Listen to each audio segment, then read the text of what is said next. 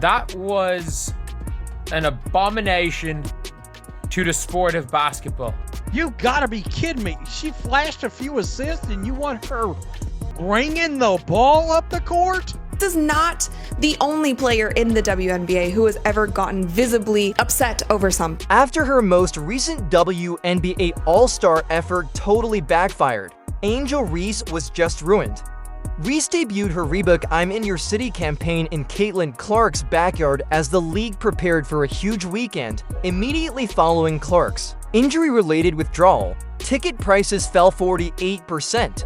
The internet attacked Reese for what they perceived as a desperate one-sided rivalry stunt that didn't work without the primary star in the spotlight, and fan interest plummeted.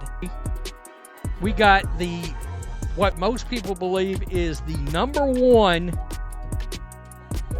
MVP candidate, right? Angel Reese was busy planning something completely different while all of the WNBA stars were locked in, getting set to shine under the all-star lights, preparing to light up the arena and give fans a weekend to remember. Nor her skills, nor her on-court performance, but a Reebok rollout, a billboard, and a catchphrase. Reese was out here in full promotional gear, dropping her Walk in Your Trap and Taking Over Your Trap campaign like she was the main act at Coachella. In Caitlin Clark City, no less, while everyone else was preoccupied with hoops. The only issue was that Clark wasn't participating. Reese's big moment came more as a whimper than a takeover as the arena's enthusiasm subsided. They are an absolute joke. The pivotal moment was meant to occur during the WNBA All-Star Weekend in Indianapolis, the weekend when the league made its debut. Fans had been waiting for months to see Caitlin Clark take on Angel Reese on the grandest stage in front of a packed house in their hometown. Caitlin Clark received 1.3 million All-Star votes this year, the top 30 vote getters in 2023. So the game averaged 1.3 million viewers. It peaked at 1.6 million, and this was up 13% over last year's regular season ESPN average for WNBA. Fans weren't the only ones who were fully committed. Big sponsors were also involved. Nike was prepared with limited editions. ESPN was providing non-stop coverage. The discussions between Clark and Reese were all over social media. Corporate funds had already been invested in the weekend with the straightforward wager that Caitlin Clark would arrive and burn down the structure. And I'm here to tell you, it is not a good moment in the fan base. Fans are quiet online. A lot of people are starting to look like they're reselling their All-Star tickets. However, the news broke days before the lights were turned on. Clark wasn't there. She had been treating a groin ailment, but it flared up again. Additionally, everything was rocked by just one headline. The cost of tickets went down. We're not referring to a small decrease. We're talking about a nearly instantaneous 48% decline, from $121 to $64. According to some estimates, this was the most costly All-Star game in WNBA history. This is where things start to get messy. While local companies were preparing for losses and fans were dissatisfied, Angel Reese noticed something different, an opportunity for marketing. This is some absurd bullshit, all right? Reese launched her new trademark sneaker campaign with Reebok just as the Clark news broke.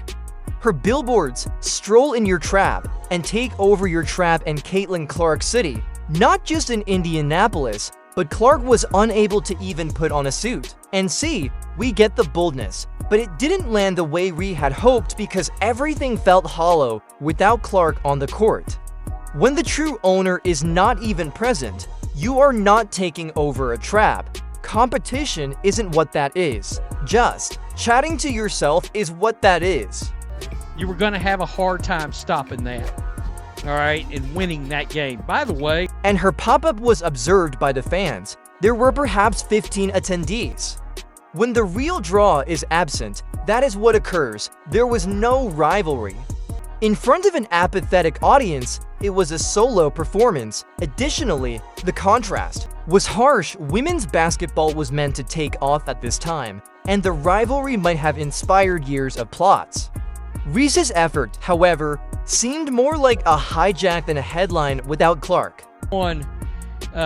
People are like, oh, he's trying to white knight, obviously, for Angel Reese, because that's supposed to be his friend. Why was it worse? The league was aware of Clark's worth. The sponsors did the same. The fans did the same. It was demonstrated by that ticket drop between $121 and $64 an hours. Unless one person is making all the moves, that doesn't occur, and Reese doubled down rather than changing or retreating, as if nothing had changed. As if the rivalry persisted even when the opposing team was benched. Millions and millions of people are tuning in to watch her play. They're watching her play because of the basketball. Furthermore, since Caitlin Clark has never truly contributed to this, it is no longer Clark versus Reese. She has never taken jabs or fired bullets. She simply performs and displays numbers that are more powerful than any billboard, even if she must work alone. Reese continues to try to market the rivalry in the interim. Angel Reese, yes, does in fact hate Caitlin Clark. Fans are able to witness that portion. They are able to discern when something is genuine and when someone is merely trying to make headlines. Let's simply refer to it as such. Angel Reese and Caitlin Clark's rivalry is phony, staged, biased, and, to be honest, difficult to watch at this point. Angel Reese is asked about anything. She's been asked about it in comparison to Caitlin Clark. I guess there's been resentment that's built up there. The problem is that Caitlin Clark never joined the conversation. She failed to toss shade. She did not retaliate. She hasn't even made fun of Angel Reese in public. Angel, meanwhile, is out here as if it were WWE promo season, mentioning Clark by name in podcasts, interviews, and advertisements, basically 3 episodes into her podcast. And guess who's now the unofficial co-host whenever a microphone is close to her mouth? Clark. Caitlin, it's because her name keeps coming up, not because she's on it. It's no longer even beef, it simply sounds. Players don't like playing with her because look at how she acts on the court when she's not getting a shot. She's so selfish. Social media quickly gained popularity. They didn't believe it. It was called for what it truly was. Cloud chasing masqueraded as firefighting. You can only use someone's name so long before admirers ask, wait, why are you continuously bringing her up? This isn't Clark versus Reese. In this case, Reese is up against Clark's shadow, and the shadows prevail. Because this is the area that burns the most. Caitlin doesn't even need to return the clap. She just plays, and when she's out, the silence is deafening, and so is the reduction in attention. Let's talk about the numbers because, despite what social media may say, they are always accurate. Star ticket prices have been cut by quite a lot. They are being cut by quite a lot, and I think it is a bit of a problem. But obviously, you can see here, people are clearly selling these tickets before Caitlin Clark got injured for $300. And the get-in price falling to just $64. Ticket prices fell 48% as soon as Caitlin Clark declared she would not be participating in the All-Star Game boom, and her absence from road games earlier wasn't an isolated incident. The same story this year in Chicago, resale ticket prices skyrocketed by 71%, whereas in Washington, they fell 47%. It's not a coincidence either. That is evidence of the market. Clark Economics 101 is that. This was an abomination to basketball. Angel Reese is inside the building in the meantime. She is participating in walk-ins, press rounds, and the launch of her new Reebok sneaker. The billboard belongs to her. She has the captions for Instagram. However, she didn't have the audience because fans didn't care as much, and she couldn't fill the void without Clark. The kind of boycott this year, All-Star Game, that is because of the refereeing in regards to Caitlin Clark being targeted and pretty much not having a special whistle. The brands were also aware of it: ESPN, Nike, and the league itself. One name had served as the focal point of their whole All-Star campaign. Not Wilson, Boston, Reese, or Caitlin Clark. This weekend was very buzzy because of her sponsors. We're investing real money in the WNBA because of her face. When you remove her from the picture, the excitement didn't simply fade, it lost its air. Caitlin Clark getting hurt. Caitlin Clark lose her fan base and lose all the hype. Guess what? The league will sink.